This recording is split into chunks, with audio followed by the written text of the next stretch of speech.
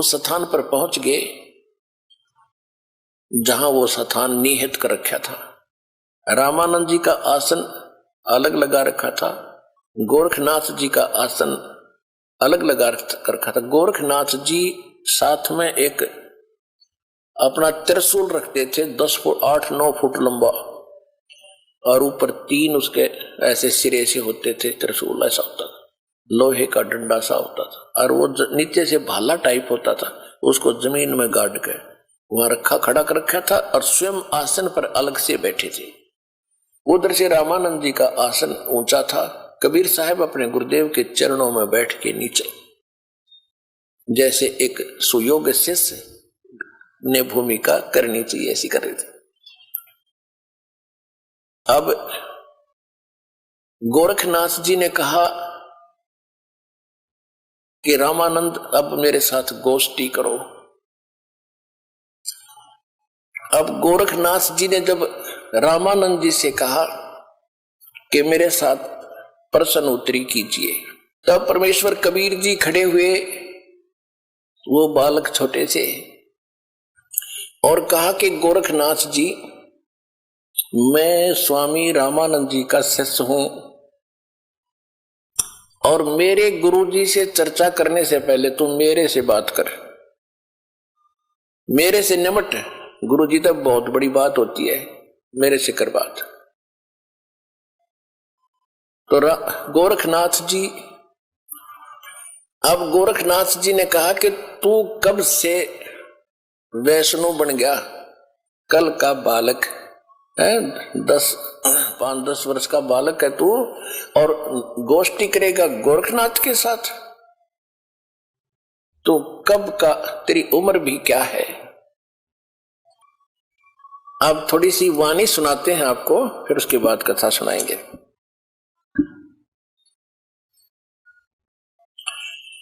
योगी गोरखनाथ प्रतापी, तासो तेज पृथ्वी कापी, काशी नगर में सो पग पर ही, रामानंद से चर्चा कर ही। चर्चा में गोरख जय पावे, कंठी तोड़े तलक छुड़ावे।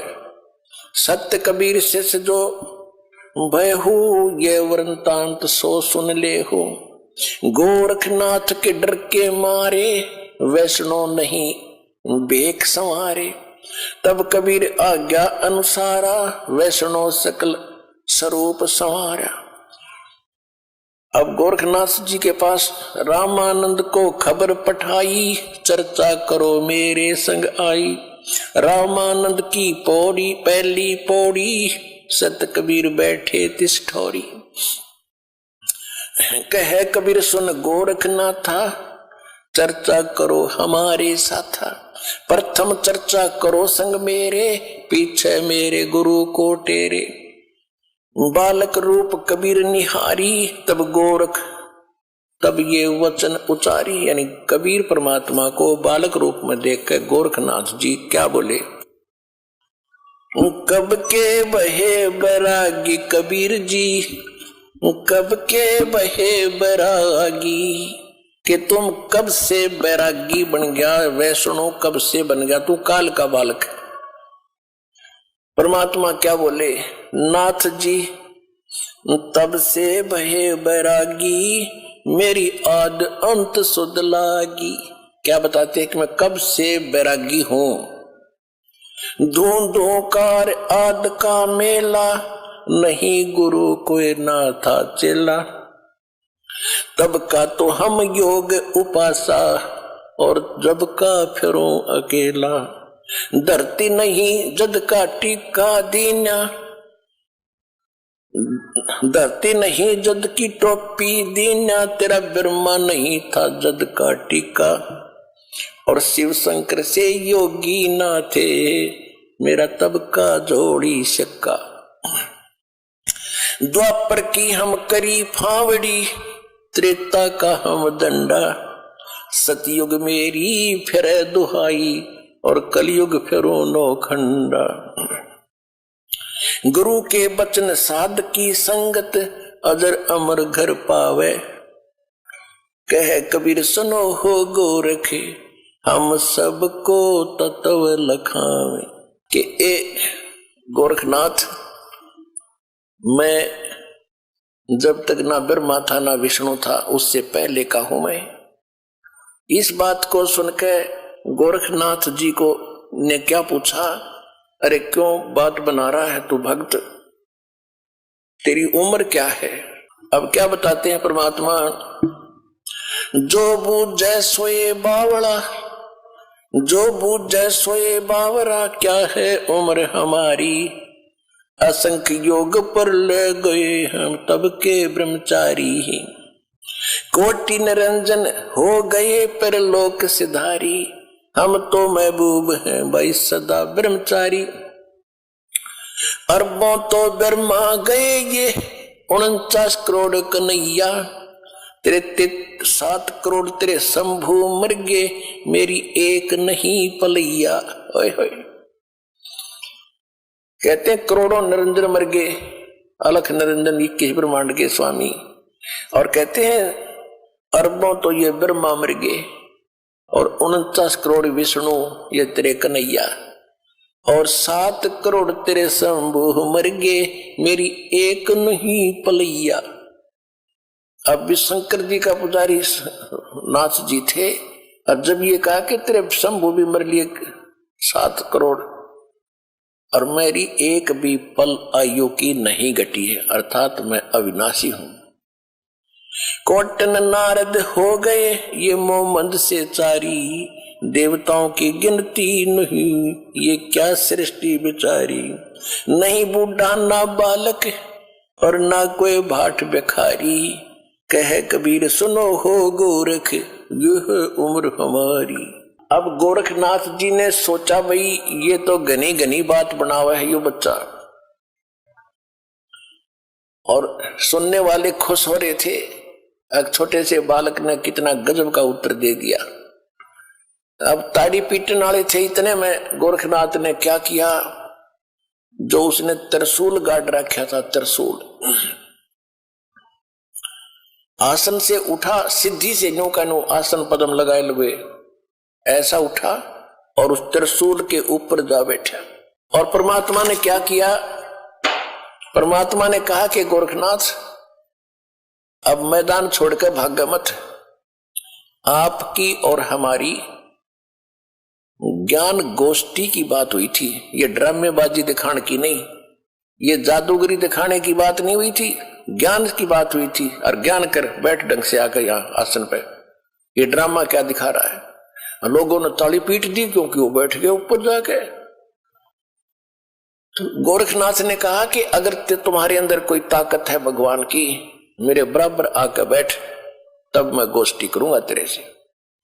जमीन से 8-9 फुट ऊपर त्रिशूल के ऊपर जज के बैठा सिद्धि थे। परमात्मा को तो पता था ये बालक कितनी क्या हरकत करेगा।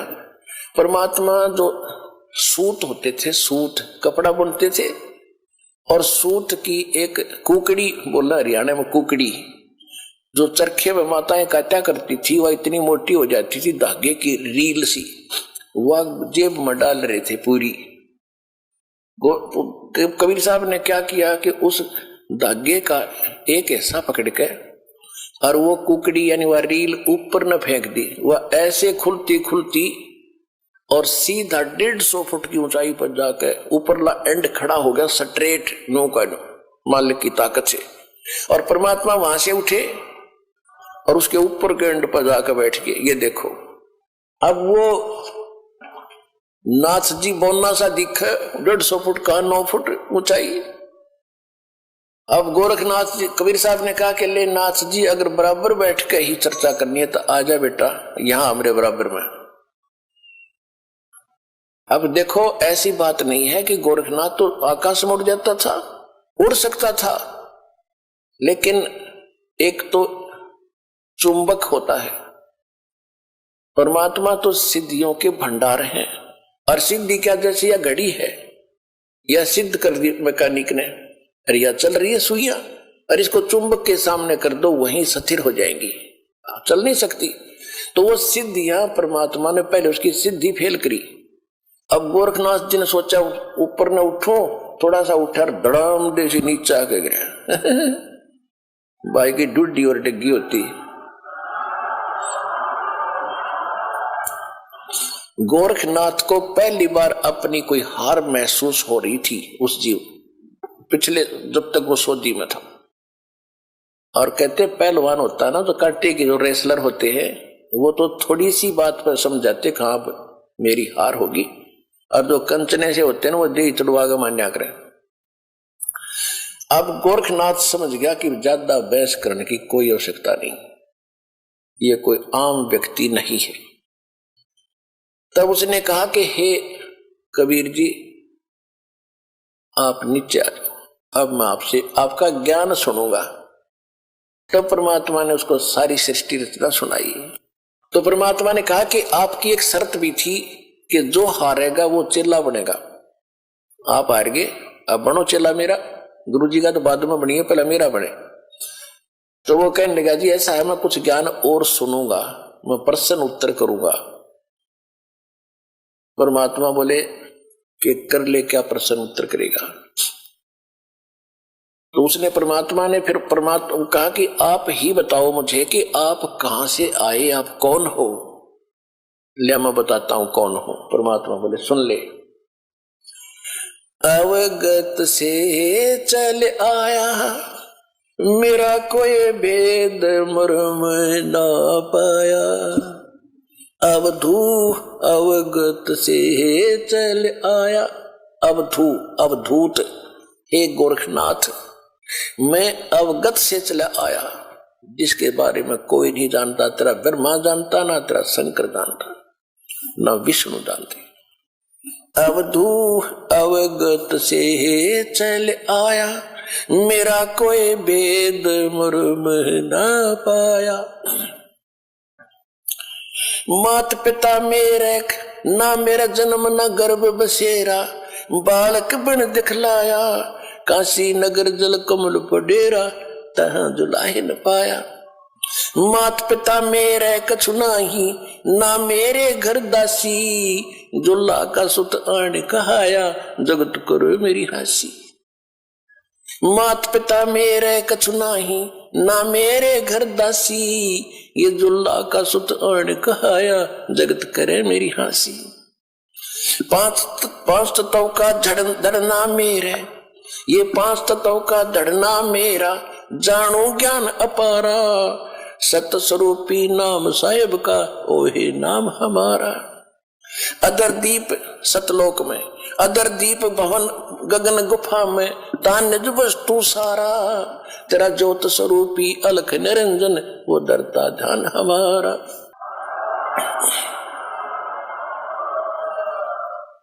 अदर दीप और गगन गुफा में, तान निज वस्तु सारा, तेरा ज्योत स्वरूपी अलख निरंजन, वो डरता ध्यान हमारा।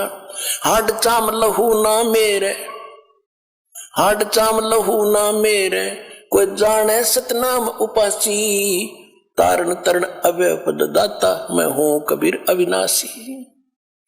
हाड चाम लहू ना मेरे, कोई जाने सतनाम उपासी, तारण तरण अव्यय पद दाता, मैं हूं कबीर अविनाशी।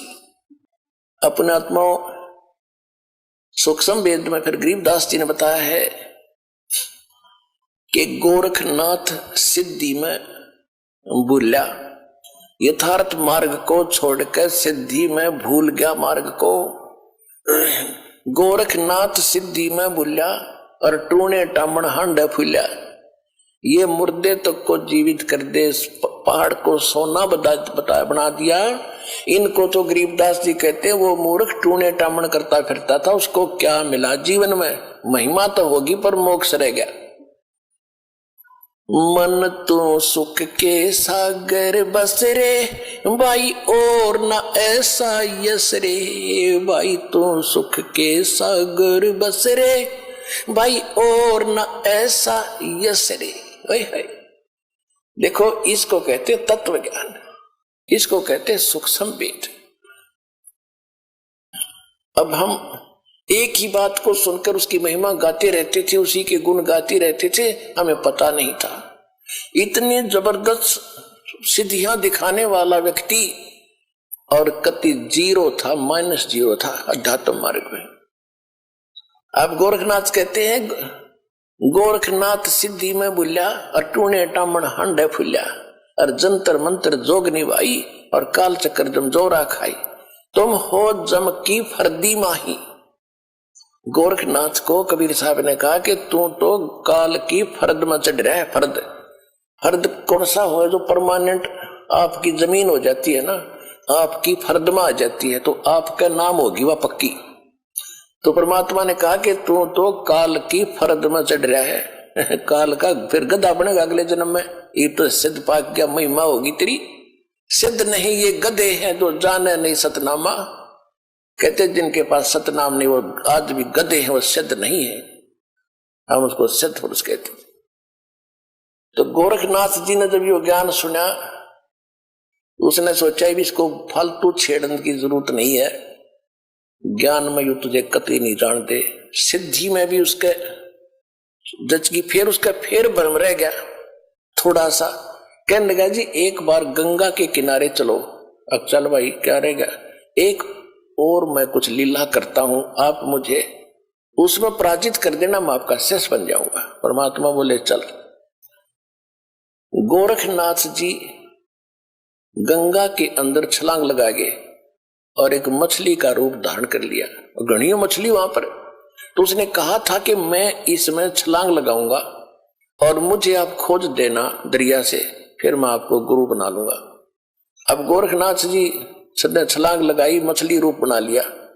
परमात्मा ने छलांग लगाई, वह मछली पकड़ कर टीटवी बाहर लिया और बाहर काट के गोरखनाथ बना दिया। फिर गोरखनाथ चरणों में गिर गया। अब पुण्यात्माओं देखो कि क्या बुरी करता काल हमारे साथ। अब भक्ति तो ये दास कराएगा आपको भगवान की दी हुई। जो सौभाग्यशाली और अच्छी तरह ज्ञान को समझेंगे वो तो सतलोक चले जाएंगे। ये दिक्कत आओगी लास्ट के दिनों में, यानी हजारों वर्ष ये ज्ञान चलेगा, हजारों वर्ष ये साइंस की जो विद्या चलेगी, जो ये टीवी है और ये चिप है, मोबाइल है, इनके माध्यम से ये ज्ञान दिया जाएगा। दास तो चला जाएगा सतलोक, ये 5 तत्वों का शरीर छोड़कर, लेकिन ये इलेक्ट्रॉनिक शरीर रहेगा अभी दास का, ये नूरी शरीर रहेगा। टीवी पर चला करेगा, नाम दिया करेंगे, नाम चलेगा। ऐसे तो फिर सारा नाम भी टीवी सीडी से दिया जाएगा, दास के जाने के बाद व्यवस्था की जाएगी। लेकिन फिर लास्ट में ये विज्ञान भी खत्म हो जाएगी, ये ज्ञान ज्ञान रह जाएगा। तो ये ज्ञान कुछ दिनों तक चला करता है, तो ये ज्ञान फिर बहुत दिनों तक सुख का सांस लेगा परमात्मा के बच्चे। और जो सत भक्ति करेंगे मर्यादा में रहकर पार होते चले जाएंगे, लेकिन सुख बहुत ज्यादा सुखी होंगे। या माया की हवस खत्म होगी और इतनी भक्ति कर लेंगे इनको परमात्मा आपको सारी सुविधा उपलब्ध कराया करेगा। जैसे दास बार बार आपको कथा सुनाता है कि जिस समय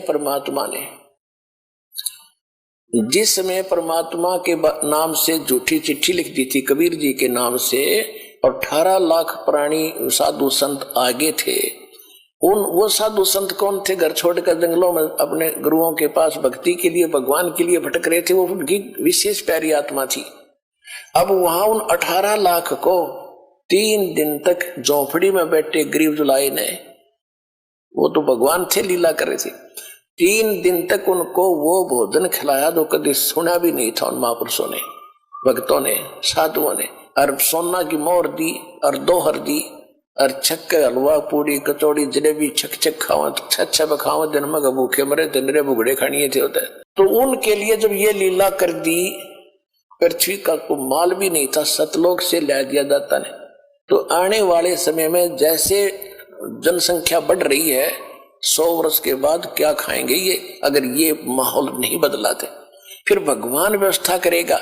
आपके घर में 2 दाने होंगे, तड़के भरा पाओगा मटका, पीपा भरा पाओगा आटेगा, इस तरह कर देगा दाता आपके लिए। लेकिन भक्ति करवाने के लिए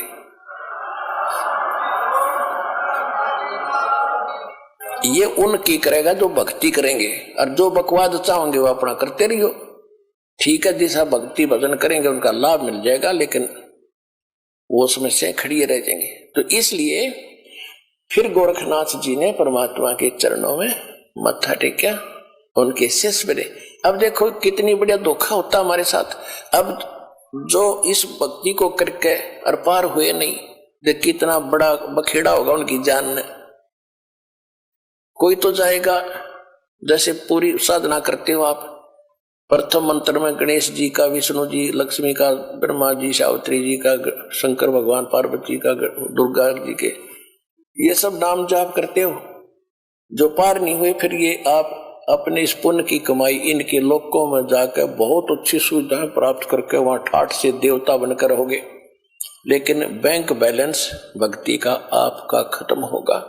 जो वहां से खत्म हो गए, फिर ओम नाम का जाप जो सतनाम के साथ आपने जाप किया वो ब्रह्म का बन जाता है। फिर ब्रह्मलोक में जाओगे, ब्रह्मलोक में हजारों युगों तक रहोगे, इतनी गजब की कमाई हो जाएगी आपकी। ब्रह्मलोक में जब पूंजी खत्म हो जाएगी, फिर आपको पृथ्वी पर पटकेंगे, पृथ्वी पर राजा बन जाओगे, कुछ सिद्ध बन जाते हैं जैसे गोरखनाथ जैसे, और फिर दुनिया में प्रसिद्ध हो जाते हैं। कर्म बिगड़ते बिगड़ते ऐसे बिगड़ जाएंगे, फिर गधे बन जाएंगे। और फिर कभी इसी युग में, ये प्राइम टाइम जो चल रहा है, 5505 वर्ष को युग बीत चुका है, उसके बाद ही दाव लगेगा। तो इस करके सावधान रहना, इस भक्ति मार्ग में विचलित ना होना। अब क्या है कि परमात्मा आए थे, ऐसे ही लीला किया करते थे। जिस समय गोरखनाथ हार गया और परमात्मा की लीला हुई, गोरखनाथ ने चरण पकड़ लिए, लाखों कई हजारों की संख्या में गोरखनाथ वाले और वैष्णव पंथ वाले परमात्मा कबीर जी के शिष्य हुए। पुण्यात्माओं, हमने परमात्मा की महिमा लीला कैसे भगवान माने थे, जैसे श्री कृष्ण जी ने, श्री कृष्ण और अर्जुन ने एक वेश बदलकर साधु संत का रूप बनाकर मोर ध्वज राजा के घर गए थे, जिस दिन वो अपने पुत्र को ताम्र ध्वज को राज तिलक करना चाहता था। और उसके उपलक्ष्य में उसने एक साधु संतों को आमंत्रित कर रखा था। एक यज्ञ का अनुष्ठान था। उस यज्ञ के अंदर एक कंडीशन होती थी कि जो साधु संत खाने को मांगे वो देना पड़ेगा, नहीं तो यज्ञ नहीं मानी जाएगी। तो ये दोनों चले गए। अर्जुन के मन में एक दोष आ गया था। अर्जुन कह रहा था जय भगवान, क्योंकि ये शिष्य भी था अर्जुन, और अर्जुन कृष्ण का शिष्य था और रिलेटिव भी था। तो कह रहा था जी मैं आपका सेवक हूं, ऐसा कोई और नहीं है पृथ्वी पे। तो परमात्मा श्री कृष्ण जी ने उसका भ्रम निवारण करने के लिए वहां ले गए ताम्रध्वज राजा के घर पे। कहने का भाव यह है कि उन्होंने खाने को क्या मांगा, ताम्रध्वज तो मोरध्वज ने पूछा जी भोजन खाओ। श्री कृष्ण ने साधु रूप में कहा कि हमारे साथ एक शेर है, वो सिंह बना, शेर ले रखा था, एक माया से अपनी सिद्धि से शेर बनाया था। और पुण्यात्माओं कहते हैं रामकृष्ण सतगुरु सहजादे ये परमात्मा की पुण्यात्मा है। कृष्ण और राम ये इसी समय भक्ति करके ये रह गए थे अनजान, और ये बन ठगे काल के ये पुण्यात्माओं में से इनको जन्म दे दिया। अब इनकी रक्षा भी भगवान ही करता है। जब श्री कृष्ण जी ने वो माया रूपी शेर बनाया, तो परमात्मा स्वयं आगे शेर रूप धारण करके कि इनकी काम बिगड़ेगा और ये गलती करेंगे और ये बेइज्जती होगी भगवान की, मेरी होगी। तो वहां जाकर उन्होंने क्या किया कि राजा ने पूछा जी क्या खाओगे भोजन। कृष्ण जी बोले कि पहले मेरे शेर को खिलाओ, फिर मैं बाद में खाया करूं। और मेरा शेर मांस बकरे का नहीं खाएगा, पशु का नहीं खाता, ये मनुष्य का खाता है, नरभक्षी है। और मनुष्य का भी सुन ले, किसी पल्लेदार को मत पकड़ लाना, आपके परिवार के घर के सदस्य का एक का मांस खाएगा, तब हम भोजन करेंगे। ये कहने का भाव ये है, इसको ज्यादा ना बढ़ाए। आखिर में ताम्र ध्वज को चीरने का आदेश मिल गया। बीचों बीच ताम्र ध्वज को चीर दिया, फिर उसको जीवित कर दिया, मर गया था। और इस कारण से कृष्ण जी को भगवान मान लिया। अब परमात्मा ने कितने जीवित किए, आपको कथा सुनाता हूं। एक सम्मन नाम का मनियार था। बहुत ही निर्धन गरीब थे दोनों पति पत्नी। उसकी पत्नी का नाम नेकी था और दोनों पति पत्नी परमात्मा के शिष्य हो गए थे, कबीर भगवान के ज्ञान से परिचित हो गए थे। एक उनका लड़का था 10-12 वर्ष का, उसका नाम सेऊ था। सेऊ, शिव कहते हैं उसे, सेऊ कहा करते थे। तो तीनों के तीनों भगवान के ज्ञान में खूब रंगे हुए थे और जहां भी वो जाते थे सम्मन और नेकी पति पत्नी चूड़ियां पहनाने के लिए गांव नगर में, तो वहां परमात्मा कबीर जी की चर्चा करया करते थे कि हमारे गुरु जी इतने सक्षम है, हमारे गुरु जी इतने सक्षम है, ऐसे सिकंदर लोधी की जलन का रोग ठीक कर दिया, एक गऊ काट दी थी सिकंदर लोधी ने, वो जीवित कर दी। तो औरतें सुनती थी लेकिन मन में दोष रखती थी कि ये बेकार रखे गरीब आदमी, ऐसे कभी हो सकता है, अगर ऐसा होता तो ये होता वो होता, मतलब मन में अंदर दोष रखती थी, सुन अवश्य लेती थी। एक दिन क्या हुआ कि कबीर परमात्मा जी उनके घर चले गए। अचानक घर चले गए तो क्या देखा कि खाने का के लिए पूछा, 3 जने थे। इसी प्रकार एक कबीर परमात्मा जी ने एक कमाल नाम के लड़के को 12-13 वर्ष की आयु का था, उसको मुर्दे को जीवित किया था। एक शेख तकी नाम का मुसलमान पीर था जो परमात्मा कबीर जी से ईर्षा रखता था। उसने ये शर्त रखती थी कि कोई मुर्दा जीवित कर देगा कबीर, सिकंदर लोधी राजा के सामने ये शर्त रखती थी, दिल्ली के बादशाह के सामने, कि यदि कोई मुर्दा जीवित कर देगा कबीर तो मैं कबीर जी को अल्लाह का अवतार मान लूंगा, नहीं तो नहीं मानूंगा, और मुसलमानों को कह दूंगा कि राजा काफिर हो गया है और काफिर को गुरु बना लिया है। सिकंदर लोधी चिंतित हुए, तब कबीर साहब ने कहा था कि टेंशन ना ले राजा, इसको कह दे कोई मुर्दा मंगा ले। परमात्मा की दया हुई, जिस दरिया के ऊपर बैठे थे ठहरे थे वहीं पर एक मुर्दा बालक, घर वालों ने उसको अंतिम संस्कार करके, मृत्यु हो चुकी थी बालक की, वो शव भेज देते, जल प्रवाह कर दिया। कई कबीले ऐसे होते हैं जो दफनाते नहीं, जलाते भी नहीं, वो जल प्रवाह कर देते। वो बच्चा मरा हुआ आ रहा था शव, तब कबीर साहब ने, सब हजारों की संख्या में सैनिक थे, अंगरक्षक थे, उस बच्चे को जीवित कर दिया था और वो बच्चा फिर परमात्मा के साथ बालक रूप में रहा था। परमात्मा का अपना कोई बच्चा नहीं था। तो सभी ने कहा था जब लड़का जीवित हो गया कि कमाल कर दिया, कमाल कर दिया भगवान, आपने कमाल कर दिया, उसका नाम कमाल रख दिया। वो बच्चा भगवान के साथ परमात्मा ने पुत्र रूप में पाला। एक दिन उस कमाल का ये भ्रम हो गया था कि मेरे जैसा सेवक भगवान आपका और नहीं। अब उसकी फड़क निकालने के लिए गोरखनाथ एक शेख फरीद, जो परमात्मा, वो पहले गलत डले डोया था, कुएं में भी लटक गया था, परमात्मा वहां पहुंचे थे और उससे कहा था कि भले आदमी तू क्या कर रहा है, कि मैं भगवान को दर्शन करने के लिए कुएं में उल्टा लटका हुआ हूं, तपस्या कर रहा हूं। तो परमात्मा ने कहा था कि मैं हूं भगवान, अल्लाह अकबर, जिसकी तू खोज कर रहा है। तो शेख फरीद कहने लगे कि बकवाद ना करे भगत, भगवान ऐसा थोड़ा ही होता है, भगवान देखा थोड़ा ही जाता, तो निराकार है, वो बेचून है। परमात्मा ने कहा भले आदमी, यदि परमात्मा निराकार है और आप उसके दीदार के लिए कठिन तपस्या कर रहे हो कितने वर्षों से, अब कुएं में भी अंतिम सांस गिन रहा है उसके दर्शनार्थ, और उधर से कहो निराकार है, तो दर्शन खा के करोगे तुम। अब कहते गामकार ज्ञान का तो चमका ऐसा लग गया कर, ओ सेध जा, एकदम बुद्धि बदल गई, रत तेरा गजब हो। एक तरफ से तो हम बेचून कहते, निराकार कहते हैं, फिर हम समाधि लगाते हैं, उसको देखेंगे, खा के देखोगे, देखने के लिए प्रयत्न कर रहा है। जब कौ इतना कमजोर हो गया था शेख फरीद, 12 वर्ष में 50 किलो अन्न खाया था, 50 किलो, ये देख लो 12 वर्ष में, यानी नाम मात्र रोजाना, कि भगवान मिल जाए किसी तरह, आलस ना हो। और कौवे आगे थे, यानी कति अस्थि पिंजर शेष रह गया था, कौवे आगे आंख काटन खातिर, कि और तस मांस की तो है नहीं आदमी के, आंख खा ले।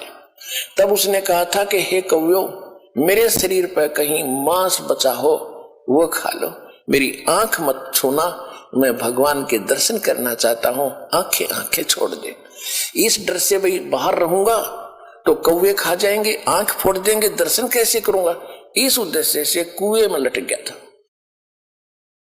उल्टा तब भगवान गए थे कि भी वो मरेगा भगत, और खड़ा होकर उसको रस्से से पक लटक रहा था, बाहर निकाल लिया। वो लटका लटका कह रहा कि ए भाई मुझे छेड़े ना, मुझे ना छेड़, तू अपना काम कर, मैं अपना कर रहा हूं। उसने सोचा कोई पाली पोली बकवाद कर रहा है। भगवान ने कहा कि तू क्या कर रहे हो आप यहाँ पर बात महात्मा जी, कि मैं भगवान के दर्शन के लिए साधना करता हूं। परमात्मा ने कहा कि मैं हूं वो अल्लाह अकबर जिसको तुम देखना चाहते हो। अब शेख फरीद ने कहा कि देखो भाई ऐसी बात नहीं करनी चाहिए, आपको पाप लगेगा। भगवान तो निराकार है, वो तो बेचून है, आप तो इंसान हो, आप पैगंबर हो सकते हो। परमात्मा बोले मैं तो चलो इंसान हूं, और आप जिसको खोज रहे हो वो निराकार है, और वो वैसे कह रहे हो कि मैं भगवान के दर्शन करने चाहता हूं, मेरी आंख भी खराब ना करियो अभी। तो निराकार के दर्शन महात्मा जी करोगे कैसे? भले आदमी एकदम चक्कर काट गया, पैर पकड़ लिए नू के नू कि अल्लाह तो नहीं मानने थे कि भगवान होगा, पर बाखबर जरूर है, यह जचगी की बाखबर है। तब परमात्मा ने उसको कहा कि इस देह से क्यों दुश्मनी कर ली तूने, ढंग से रोटी खा, थोड़ी खा, घना मत खा। प्रथम अंदल संयम राखे, योग युगत सब सतगुरु भाखे। गीता अध्याय नंबर 6 के श्लोक नंबर 16 में कहा है कि हे अर्जुन, ये योग यानी भक्ति साधना न तो न खाने वाली यानी व्रत रखने वाला कति खावे नहीं भोजन, या न अधिक खाने वाले का, न ज्यादा जागने वाले का, और न ज्यादा सोने वाले का कभी सफल नहीं होता। और सूक्ष्म वेद में कहा कि प्रथम अंदर संयम रखे और योग युग सब सतगुरु भाखे। कि परमात्मा सतगुरु बताओगा सही साधना कि भोजन इतना खावे, यानी घना भी नहीं खा ले तो अंगड़ाई टूटेगा, फिर भक्ति कैसे करेगा, नींद आवेगी। और थोड़ा भी नहीं खावेगा, कड़म ऐसे रीढ़ की हड्डियां मुड़ जाए, आंत इकट्ठी हो जाए, ये क्या मतलब है? यानी हिसाब का खाना खावे, संयम से खाए और भक्ति करो। तो उसके बाद वो शेख फरीद जी भगवान के साथ रहते थे, उनको सही भक्ति बताई थी। तो शेख फरीद और कमाल और साथ में भगवान तीनों पहुंच गए उस सम्मन के घर पे। और जाते जब उन्होंने देखा आज गुरुजी, और उस दिन वो चर्चा कर रहे थे, उनका लड़का विशेष आग्रह कर रहा था कि एक बार गुरुजी अपने घर आ जा।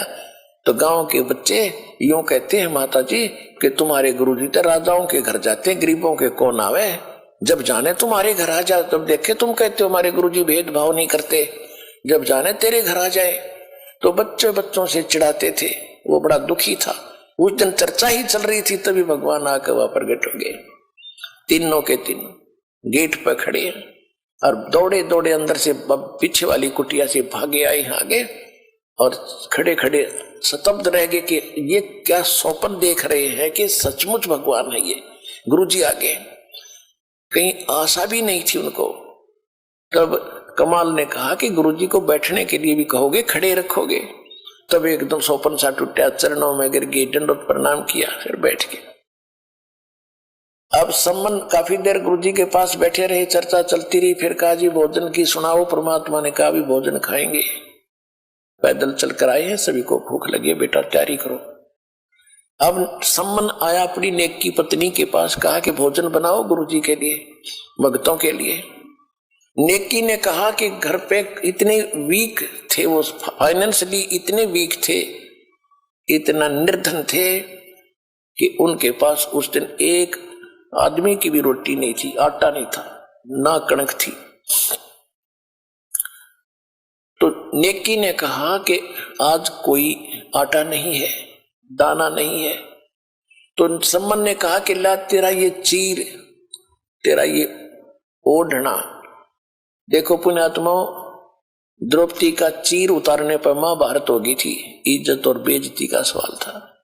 और वहां सम्मन कहता अपने गुरु जी की सेवा के लिए कि ला तेरा ये चीर, कपड़ा ओढ़ना, तेरी वायल, इसको मैं गिरवी रखाऊंगा और कुछ 2-3 सेर आटा ले आऊंगा। नेकी ने कहा कि मैं कई घरों में लेकर गई हूं इस वायल को, इस चीर को, ये फटा हुआ है, इस करके कोई गिरवी भी नहीं रखता, किसी ने आटा नहीं दिया, उल्टा ताने मार रहे हैं कि आज तो तुम्हारे घर फिर तुम्हारे भगवान आ गए हैं, वो तो तुम्हें वैसे ही खिला देंगे, तुम्हारे घर भर देंगे, वो तो बड़े बड़े चमत्कार करते हैं। ये जानबूझ कर बकवास कर रहे हैं। आज हमें ये आटा जान कर नहीं दे रहे, नहीं तो उधारा तो वो भी दे दिया करें गांव के गांव में। तो जानबूझ कर, वो नगर पैसे वाला घना था, इसलिए वो मस्ती मारे थे गरीबों के साथ। गरीब को तो वैसे ही नहीं सताना चाहिए, और भगत को सताएगा तो घना पाप लगे। तो सम्मन बोला अब क्या करूं, वो तो कलेजा पकड़ के बैठ गया, जमीन पर चक्कर आने को हो गए। पहली बार गुरु जी आए मगर कर्महीन के द्वार पे, ये परमात्मा मैं कितना दुष्ट हूं, आज मैं अपने गुरु जी की सेवा भी नहीं कर सकता है, इस पापी को पृथ्वी पर क्यों छोड़ा जाता। ऐसी ऐसी बातें करके घना चिंतित हो गया। नेकी ने कहा कि चिंता ना करो, कुछ यत्न करो। क्या यत्न करूं अब, सम्मन ने पूछा कि ऐसे करो, अब तो गुरु जी से कह दो कि जी सुबह भोजन कराएंगे, ये खूब समझ जाएंगे महात्मा है, दोबारा जिक्र नहीं करेंगे। तो सुबह कहां से लाएंगे, सम्मन ने कहा कि सुबह कहां से आएगा, झूठा और बनूंगा।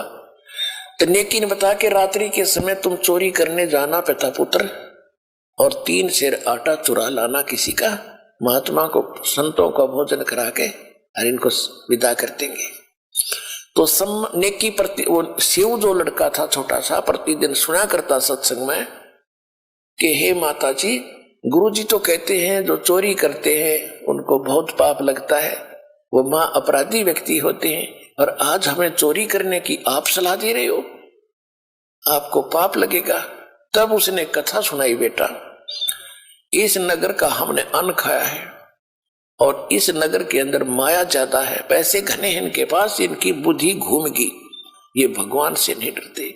और बेटा अगर साधु गुरुदेव यहाँ से भूखे चले गए ना इस नगरी का, उनको सब मालूम है ये क्या कहानी हो रही है, तो ये दोष इनको लगेगा, और ये सारा गांव भी नष्ट हो सकता है, खत्म हो जाएंगे सब। एक कथा सुनाई कि ऐसे एक नगर था, उसमें पैसे वाले लोग घने थे, साधु संतों का आदर करना छोड़ दिया था। उस नगर के पास एक सिद्ध पुरुष आके रात्रि में रुक गया, उसके साथ एक बच्चा था, उसका चेला था। वो खाना मांगने के लिए नगरी में गया, तो उस नगरी ने सब ने मजाक कर दिया कि तू मस्टंडा है और खाने कुमाने योग्य है, और तुम मांगते फिरते हो, हमारी मजदूरी कर लो, पल्लेदारी कर लो, चलो तो रोटी मिल जाएगी। वो सारी नगरी में घूम कर खाली हाथ चला गया। संत ने पूछा बेटा क्या बात हुई, उस भगत ने कहा, शिष्य ने कहा गुरुदेव ऐसी नगरी मैंने नहीं देखी, सीधे मुंह बात भी नहीं करते और ऐसी ऐसी बकवास कर रहे। सिद्ध ने कहा कि तू सुबह फिर जाना। अब वो सुबह फिर गया, सुबह गया तो वही बातें, फिर वो वापस आ रहा था। रास्ते में एक कुम्हार था, कुम्हार का घर था, विधवा थी वह कुमारी, 5-4 बालक थे छोटे छोटे, वो खुद काम करके गुजारा कर रही थी। अब उसने वो बच्चा श्याम को भी जाते देखा था, उसको मालूम था कि कोई अन्न नहीं देगा। और कुछ साधु संत ऐसे होते थे जो छोटी जाति वालों का भोजन नहीं लेते थे, इसलिए उसने टोका नहीं, कहीं शराब ना दे दे। तो जब वो बच्चा अगले दिन भी खाली जा रहा था, कुमारी के घर से ही रास्ता जाता था आसपास से, तब उस कुमारी ने, बहन ने कहा कि महाराज जी भोजन नहीं मिला दिख है। अगर नहीं माता जी नहीं मिला, कि मैं हूं कुम्हार जाति से, और ये आटा ले जा, तेरे गुरु जी को बता देना, वैसे मत कहना कि एक कुम्हारी ने दिया है, इच्छा हो तो खा लेंगे, नहीं डाल देंगे कहीं चीटियों को। अब वो लेकर के चला गया, उसने सारी कहानी बताई दी। उस नगरी में तो जालिम लोग रहते हैं, और ये आटा ऐसे एक माई ने दिया है, वो कुम्हार जाति से है, आपकी क्या आज्ञा है भगवान।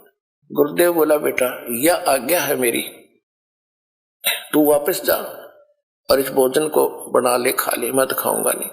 और वापस जा, उस बेटी ने कह दे कि यहां से अपने परिवार को उठाकर ले जा, शाम से यहां से वक्त से लाद ले जा अपने सारे सामान ने, रात को ये नगर नहीं रहेगा, और ये बताएगी नहीं किसी को, नहीं तो वो भस्म हो जाएगी।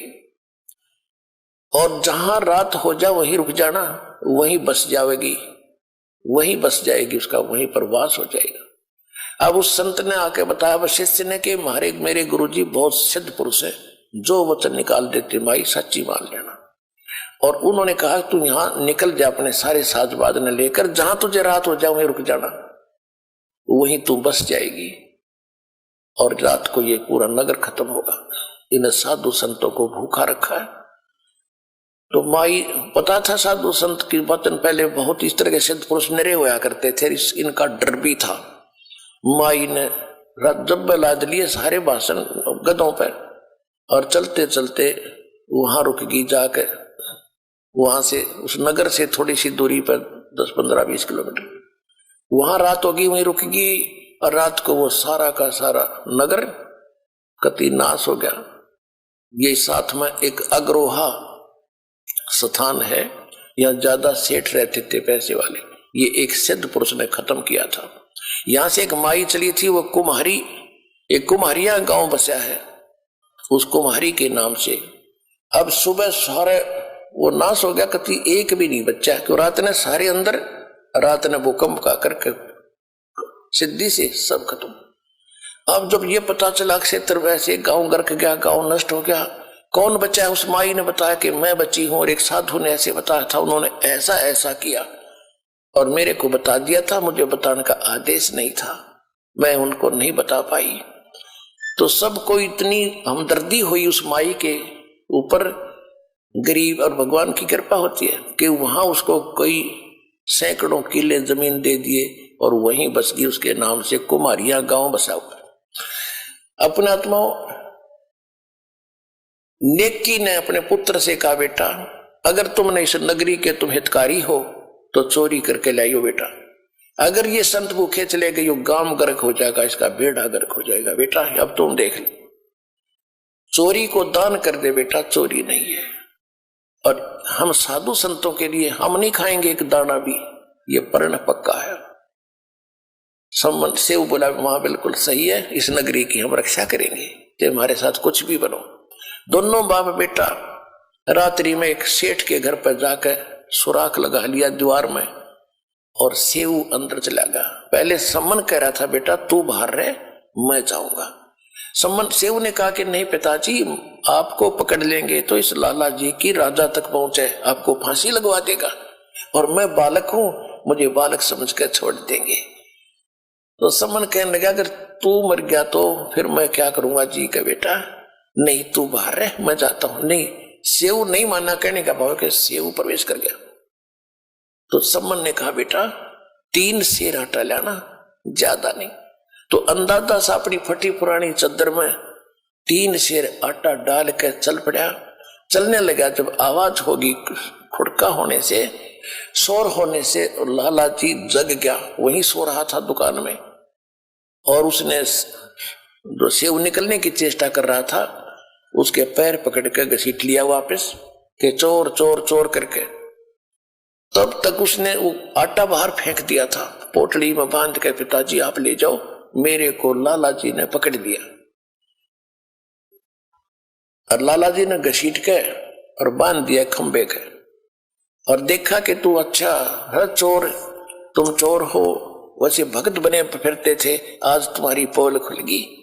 तब सम्मन उससे नेकी सेव ने कहा लाला जी हम चोर नहीं है, हमारे घर हमारे गुरुजी आए हैं, और उन हमारे पास कोई आटा नहीं था, उधारा भी नहीं दे रहे थे, कोई किसी प्रकार भी गिरवी रखने से भी नहीं दे रहे थे, हम नहीं खाएंगे, 3 सेर आटा लिया है, हम आपका फिर दे देंगे कुमा करके।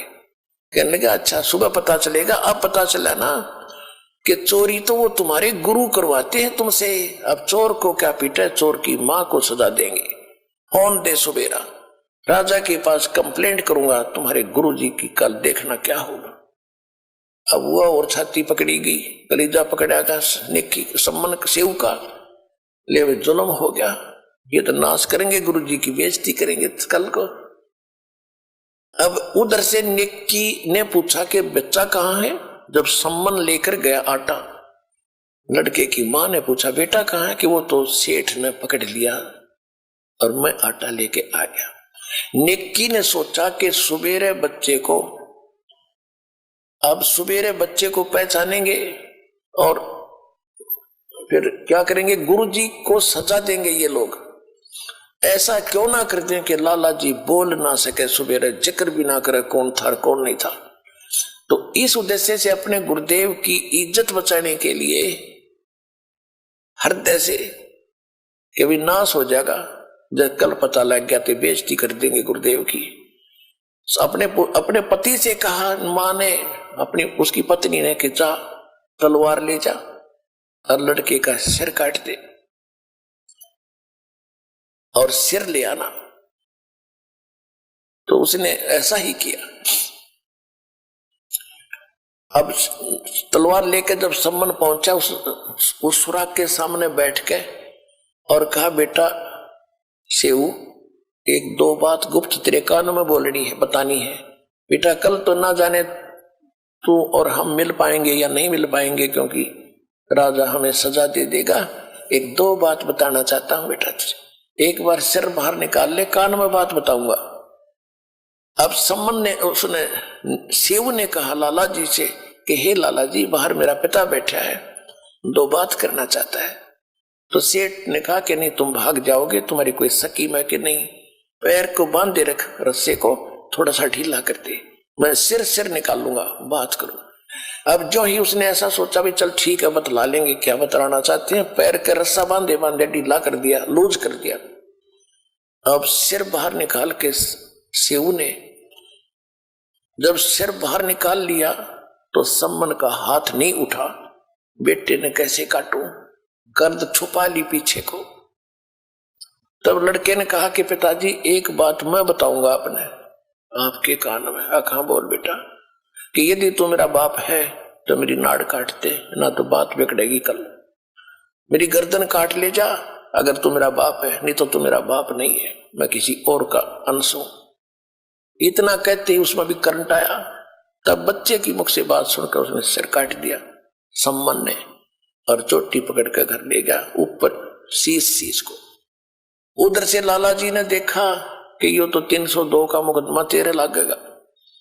उसने क्या किया, उस बच्चे को घसीट के धड़को और एक पजावे में जाके गिरा। गड्ढे से होते थे जहां कुमार लोग मिट्टी मुट्टी खोदते थे, गड्ढे एकांत में, वहां गिर डालिया और अपनी वह दीवार बंद करके और लीप लाप के उसका रेता मार के ऐसा कर दिया जैसे कुछ हुआ ही नहीं। उधर से जब सम्मन उस लड़के के शीश को लेकर गया, नेकी ने पूछा, कहा कि अब फिर वापस जा।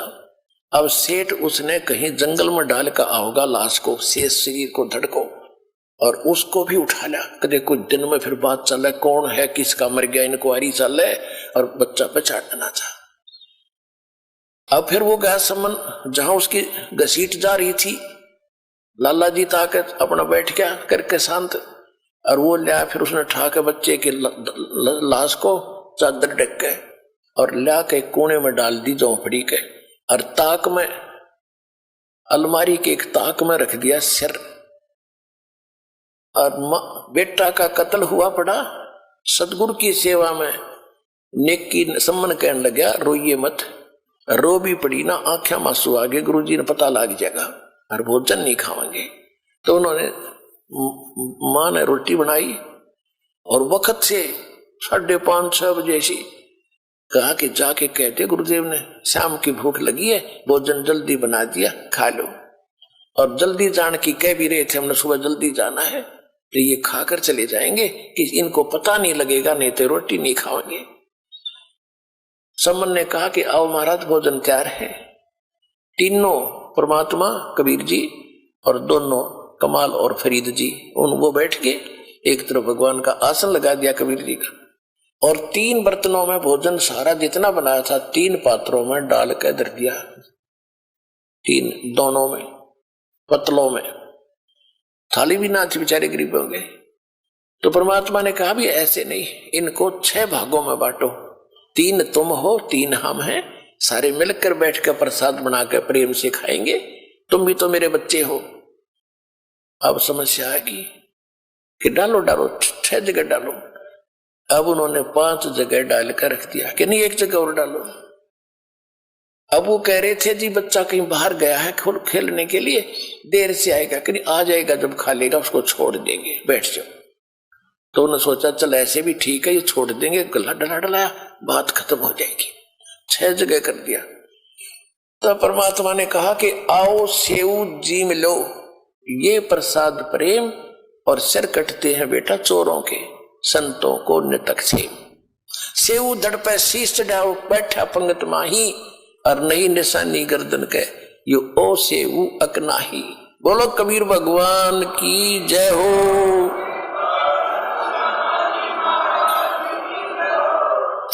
सेऊ के धड़ पे ताक से अलमारी से उठकर सिर और जमीन पर पड़े धड़ पर लग गए, और बच्चा पंगत में आकर बैठ गया, और मात पिता ने गर्दन हटा कर कभी हटा कर देख रहे हैं, इसका निशान है कि वो सेऊ है कि दूसरा है। अंदर जाकर देख काहे हम इतने नालायक हो गए जो पेटा भरा, जब कति आंखा देख ले, वहां केवल रक्त के कण पड़े थे, कुछ छींटे लगे हुए, बच्चा बाहर बैठा, उसके निशान भी नहीं, और अपने हाथों काट रखा बच्चा।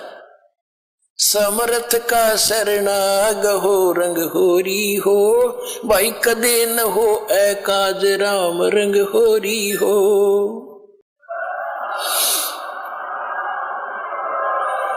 उसके बाद परमात्मा ने इतना धन दे दिया उस सम्मन को, 1 नंबर का सेठ उसी जीवन में, उस शहर में 1 नंबर का सेठ हुआ।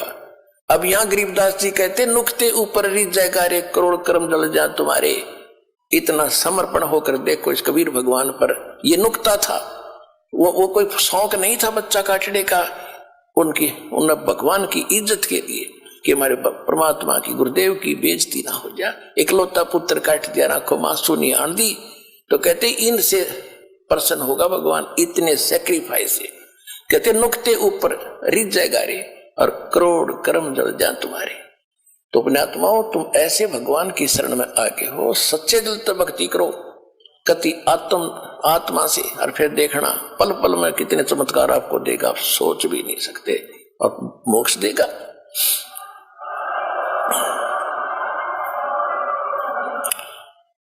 तो पुण्यात्माओं, आपका सौभाग्य है कि आप जी को वो संत मिला, सतगुरु मिला, और वो भगवान मिला जो यहां भी सुख देगा और परलोक भी आपका सुखी करेगा।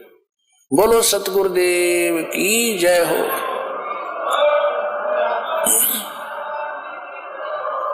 सत साई।